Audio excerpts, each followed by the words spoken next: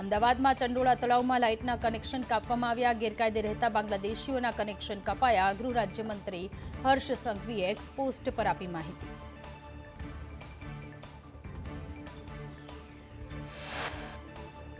ગુજરાતમાં રહેતા બાંગ્લાદેશી મુદ્દે ગૃહ રાજ્યમંત્રી હર્ષ સંઘવીની અધ્યક્ષતામાં મળી બેઠકમાં બાંગ્લાદેશીઓ સામે કાર્યવાહી મુદ્દે કરાઈ ચર્ચા. ડોક્યુમેન્ટ વગરના લોકો સામે કાર્યવાહી, કેન્દ્ર સરકાર સાથે સંકલન કરી કાર્યવાહી કરાશે. બાંગ્લાદેશીઓ પર કાર્યવાહી મુદ્દે અમદાવાદ પોલીસ કમિશનરે સંદેશ ન્યૂઝ સાથે વાતચીત કરતા કહ્યું, 140 બાંગ્લાદેશીઓ હોવાના પુરાવા મળ્યા. અમુક બાંગ્લાદેશીઓ પાસેથી આધાર કાર્ડ મળ્યા. ઘૂસણખોરી અટકાવવાના પ્રયાસ ચાલુ.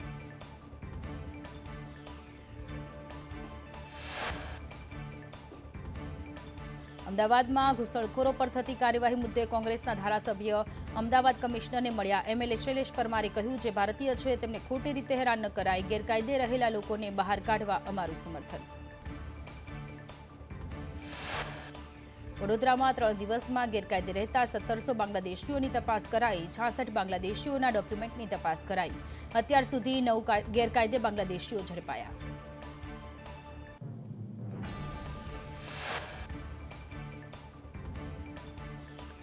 દક્ષિણ ગુજરાતમાંથી 121 બાંગ્લાદેશી મળી આવ્યા. 1000 શંકાસ્પદોને ડિટેન કરાયા. બાંગ્લાદેશીઓની તપાસ માટે બંગાળથી ટીમ આવી.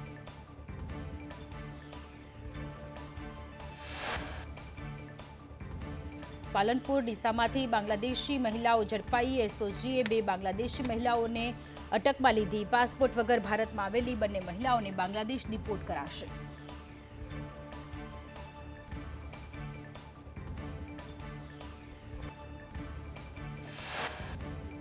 પહલગામ આતંકી હુમલાને લઈ દેશભરમાં રોષની લાગણી. સુરતમાં કલેક્ટર કચેરી પર મોટી સંખ્યામાં લોકો એકત્ર થયા. હાથ પર કાળી પટ્ટી બાંધી રેલી યોજી વિરોધ રજૂ કર્યો.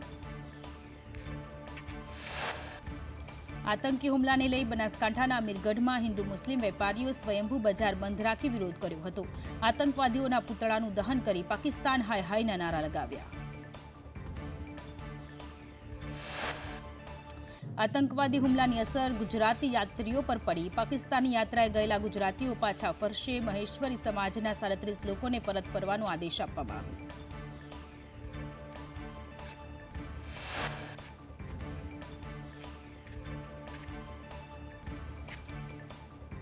ભાજપ શહેર જિલ્લા પ્રમુખોના નામ જાહેર કરશે. સંકલન સમિતિની બેઠકમાં નામો જાહેર થશે. ચૂંટણી અધિકારી પણ સંકલનમાં હાજર રહેશે.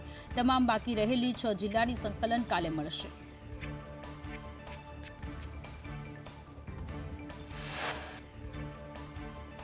વલસાડ જિલ્લા કોંગ્રેસમાં મોટું ગાબડું. કોંગ્રેસના કાર્યકરો ભાજપમાં જોડાયા. કોંગ્રેસ નેતાઓના દેશ વિરોધી નિવેદનથી નારાજગી.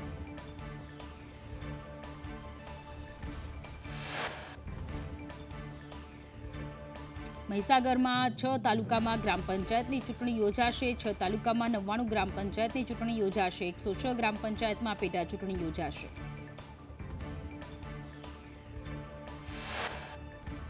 આણંદના ધારાસભ્ય ગેરહાજર રહેતા પુત્રએ ખાતમુહૂર્ત કરી કારસ્તાન કર્યું. બોરસદના કોઠિયાખાડ ગામના કાર્યક્રમમાં રમણ સોલંકી ગેરહાજર રહીને સિદ્ધાર્થે ખાતમુહૂર્ત કર્યું.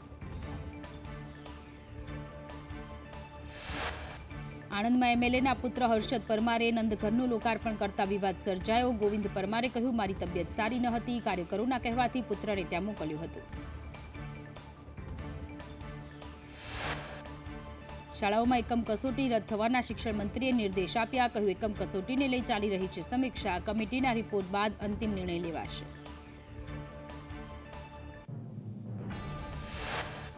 ગોંડલની ઘટના પર પાટીદાર અગ્રણી પરસોત્તમ પીપળિયાએ નિવેદન આપ્યું. કહ્યું, ગોંડલની લડાઈ વર્ચસ્વ તોડવાની લડાઈ. ગોંડલની લડાઈ ભાજપૂતો અને પાટીદાર વચ્ચે. લોકશાહીમાં વિરોધ આવકાર્ય, પરંતુ હિંસા નહીં. ડાંગના માલેગાંવમાં એકલવ્ય મોડલ સ્કૂલની પ્રોટેક્શન વોલનો વિરોધ. ગામના ધાર્મિક પ્રસંગોની જગ્યાએ બાંધકામનો વિરોધ. ધાર્મિક ઉજવણીના સ્થળે બાંધકામ ન કરવા માંગ.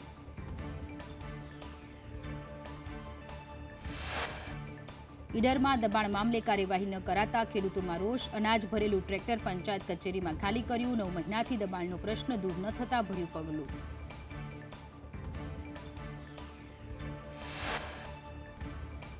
સુરતમાં ભીમપોર ગામમાં 17,000 કરોડની જમીનનો વિવાદ વકર્યો.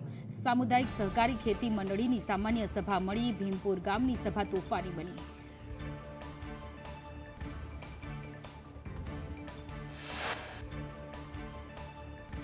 દ્વારકા બરડા ડુંગર સરકારી જમીન પર ગેરકાયદે દબાણ પર ફર્યું તંત્રનું બુલડોઝર. તંત્રએ માલધારી પરિવાર ઓરડાને તોડી પાડ્યા. જાહેર જગ્યાઓના ધાર્મિક સ્થળોના દબાણને લઈ હાઈકોર્ટમાં સુઓ મોટો પર સુનાવણી. સરકારે હાઈકોર્ટમાં કાર્યવાહીની એફિડેવિટ ફાઇલ કરી. કુલ 99 ધાર્મિક બાંધકામ દૂર કરવામાં આવ્યા. જિલ્લામાં 66 અનઅધિકૃત બાંધકામ દૂર કરાયા.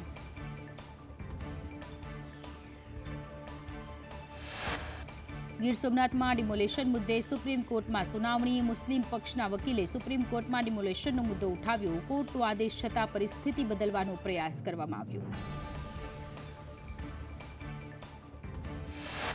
ગુજરાત સરકાર વતી સોલિસિટર તુષાર મહેતા હાજર. બાંધકામ 5 થી 6 ફૂટ ઊંચાઈની વોલ સુધી મર્યાદિત. બાઉન્ડ્રી વોલ મર્યાદિત હોવાથી અતિક્રમણ અટકાવી શકાય. દિવાલની ઊંચાઈ સમાન રાખવા કોર્ટે આપ્યો હતો નિર્દેશ.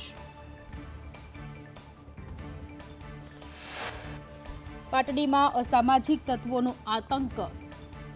ગેરકાયદે દબાણો હટાવવામાં આવ્યા. પોલીસના ચુસ્ત બંદોબસ્ત સાથે દબાણો હટાવાયા. છોટાઉદેપુરના નસવાડીમાં હાઇડ્રો પ્રોજેક્ટ સર્વેનો વિરોધ. કોંગ્રેસ નેતાઓ આદિવાસીઓના સમર્થનમાં આવ્યા. વાસંદાના એમએલએ અનંત પટેલનું આદિવાસીઓને સમર્થન. વડોદરા પાદરાના ખત્રી મહારાજ મંદિર મસ્તાનપુરાના દબાણો હટાવવામાં આવ્યા. નગરપાલિકા વીજ કંપની પોલીસની સંયુક્ત કાર્યવાહી. ગોવિંદપુરા તળાવની ફરતે 350થી વધારે દબાણોનો સફાયો. દબાણ કામગીરી માટે સ્થાનિકોનો સૂત્રોચ્ચાર સાથે વિરોધ.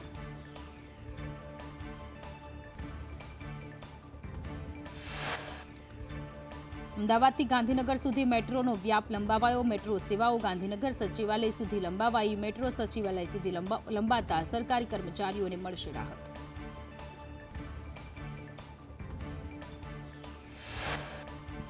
મોરબી જિલ્લામાં પીવાના પાણીની સમસ્યા વિકટ બની. માળિયા મિયાણા તાલુકાના નાના ભેલા, ચમનપર, ભાવપર, બગસરા, વવાણિયા સહિતના 8 ગામમાં પીવાના પાણીની તંગી ગંભીર બની.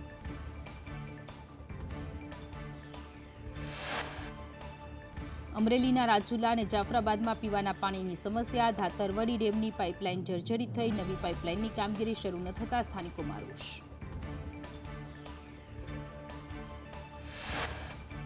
ભર ઉનાળે ભરૂચમાં 15 દિવસ સુધી એક ટાઈમ પાણી મળશે. બ્રાન્ચ કેનાલના રિપેરિંગની કામગીરીને લઈ કેનાલ બંધ રહેશે.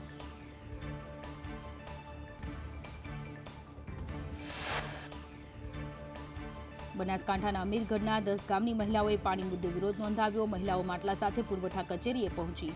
હાથમાં બેનર સાથે મહિલાઓએ સૂત્રોચ્ચાર કર્યા.